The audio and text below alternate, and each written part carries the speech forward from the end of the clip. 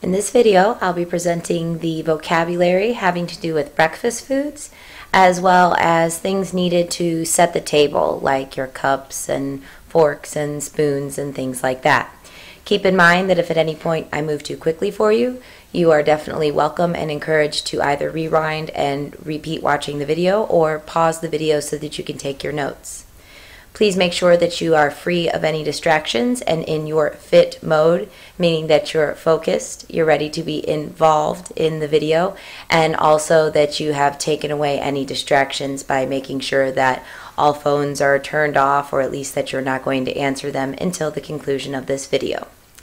So to start off, I want to remind you as well that if I say anything and I leave a pause afterwards, you're welcome to practice repeating that word so that you're working on your pronunciation as well. And if you need to, you could always watch the video a second time and do pronunciation after having taken the notes the first time through. So let's get started. For the first page of notes here at the very top, I'm introducing to you the word for breakfast, which is le petit déjeuner. Le petit déjeuner actually translates to the words small lunch, which we're covering lunch vocabulary in the next section. But it's kind of a good thing to know in that for French people, breakfast does tend to be one of the smaller meals of the day, which is kind of different than for us Americans. If you do wake up in the morning and you want to say that you're hungry, or really any time of day, the French way of doing that is to say j'ai faim. Let's get started with the vocabulary. First things first, you need to know how to put this vocabulary into sentences, and probably the easiest way to do that is to use the verb prendre. Prendre means to take or to have, so when you say something like je prends, you're telling somebody that you are having a certain food item. So again, if you want to detail what is in your breakfast, you'll start with the words je prends, and you'll follow with whatever food or drink items you might be having. So let's get started with those items. First one is one that I think everybody loves, and that would be le bacon. Le bacon is just the French word for bacon. Now, la baguette is something that's a little different than we have here in the United States. Now, you may have seen a French loaf, or you may have seen one of the longer baguettes. The thing that I like to describe it to people when I try to describe it is it's kind of like what you buy at Subway. If you've ever been to the Subway sandwich shop, and the shape of it, it's longer, it's skinny kind of bread. It's not bread in the sense of what we picture as Wonder Bread or sliced bread. It's that long bread kind of like Subway bread, but unlike Subway bread, the crust of this bread is really chewy. It's a really thick kind of crust. Subway bread, because you're using it for a sandwich, you want it to be kind of soft and easy to bite through. This is going to have a chewier crust, and it's going to be a little bit thinner in diameter than your Subway bread. But la baguette is a staple of the French table, and it's a slightly different kind of bread than what we're used to. La banane is a banana, pretty easy to remember. Le beurre is butter. Les céréales is what we know as cereal. La confiture is any kind of jelly or jam that you might put on your bread or toast. Le croissant is a croissant. We really don't have a translation for this. It's that flaky kind of roll. Sometimes you'll hear them called crescent rolls. Those are a little different than the traditional breakfast thing that you typically see breakfast sandwiches on, and even fast food restaurants here in the United States have croissant breakfast sandwiches. Les œufs are eggs, and you'll notice that when they actually spell out the word, they kind of connect the O and the E together. That's that same kind of letter that they use in the word for sister or sœur.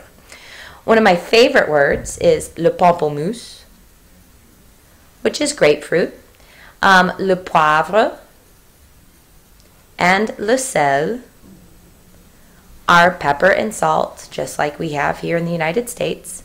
La tartine is something slightly different in that it's not just regular old toast with butter and jam. It's that baguette bread, so that longer bread, and they'll cut it in half lengthwise, and then they'll spread butter and jelly on that. It's just like what we do with our Wonder Bread, but if you're talking about using the French bread for it, a French person's going to call it la tartine, whereas what we think of as being actual toast is actually le toast, and that's where you use a piece of Wonder Bread and you spread it with butter and jelly, probably like most Americans would consider toast whenever they're having breakfast. When it comes to drinks, first things first, we need to start with saying how you say I'm thirsty. The way you say I'm thirsty in French is by saying j'ai soif, which technically means I have thirst. So you try it. J'ai soif. Now you can use je prends, I'm having, with all of these drinks as well.